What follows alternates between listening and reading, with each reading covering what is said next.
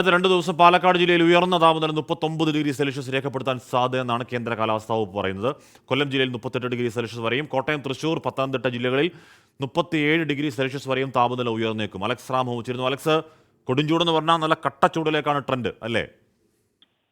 ഹാഷ്മി, തീർച്ചയായും ഇപ്പോഴത്തെ പുറത്ത് നിൽക്കുന്നതേ ഉള്ളൂ. കൊടും ചൂട് ചുട്ടു പൊള്ളുകയാണ് അക്ഷരാർത്ഥത്തിൽ. സംസ്ഥാനത്തിന്റെ പലയിടങ്ങളിലും എന്നുള്ളതാണ്. തിരുവനന്തപുരത്തൊക്കെ നല്ല ചൂടാണ് ഇപ്പോഴും രേഖപ്പെടുത്തുന്നത്. പ്രധാനം വ്യാഴാഴ്ച വരെ വീണ്ടും സംസ്ഥാനത്ത് താപനില ഉയർന്നു തന്നെ തുടരാനുള്ള സാധ്യത എന്നാണ് കേന്ദ്ര കാലാവസ്ഥാ വകുപ്പ് അറിയിക്കുന്നത്. 10 ജില്ലകളിൽ ഉയർന്ന താപനില മുന്നറിയിപ്പായ യെല്ലോ മുന്നറിയിപ്പ് സംസ്ഥാന ദുരന്ത നിവാരണ അതോറിറ്റിയും കേന്ദ്ര കാലാവസ്ഥാ വകുപ്പും പുറപ്പെടുവിച്ചിട്ടുണ്ട്. അതിൽ പാലക്കാട് ജില്ലയിൽ ഉയർന്ന താപനില 39°C വരെ ഉയരാനുള്ള സാധ്യതയാണ് കേന്ദ്ര കാലാവസ്ഥാ വകുപ്പ് പ്രവചിക്കുന്നത്. 39°C ചൂടെന്ന് പറഞ്ഞാൽ അത് പൊള്ളുന്ന ചൂടാണ്. രേഖപ്പെടുത്തുന്നത് 39 ആണ്. അനുഭവവേദ്യമാകുന്ന ചൂട് അത് 42 43°C ആയിരിക്കും എന്നുള്ളതാണ് പ്രധാനപ്പെട്ട കാര്യം.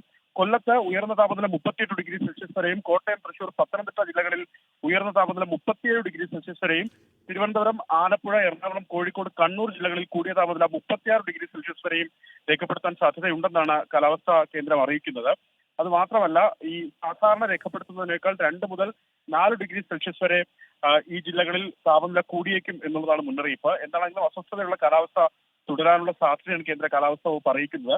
കർശനമായ ജാഗ്രതാ മുന്നറിയിപ്പുകൾ സംസ്ഥാന ദുരന്ത നിവാരണ അതോറിറ്റി പുറപ്പെടുവിച്ചിട്ടുള്ള ജാഗ്രതാ നിർദ്ദേശങ്ങൾ പാലിക്കണം എന്നുള്ളതാണ് ഏറ്റവും പ്രധാനം.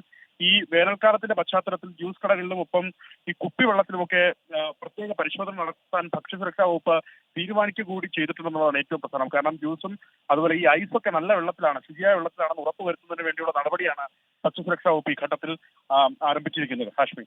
യെസ്.